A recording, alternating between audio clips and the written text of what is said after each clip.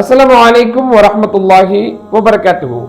திருக்குர்ஆனை எழுத்தை பார்த்து நாம ஓத கற்பதற்கு முன்னால் இமாம்கள் ஓதுவதை நாம் கேட்கக்கூடியவர்களாக இருக்கிறோம்.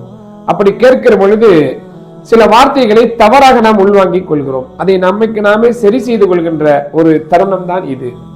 இன்னா அஅதைனாகல் கௌஸர் ஃபஸல்லி லிரப்பிக வன்ஹர் இன்ன ஷானிஅக ஹுவல் அப்தர்.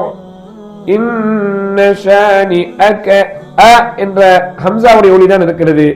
பெரும்பாலும் குழந்தைகள் எப்படி ஓதுகிறார்கள்? இன்ன ஷானியக என்று ஓதுகிறார்கள். எழுத்தே மாறிவிடுகிறது.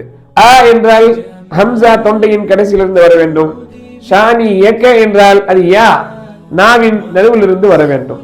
எழுத்துக்கள் பார்த்து ஓத பழகும் முன்பு நாம் கேட்பதால் அது தவறான ஒரு பதிவாக நமக்கு பதிந்து விடுகிறது. நாம் சரி செய்து கொள்ள வேண்டும்.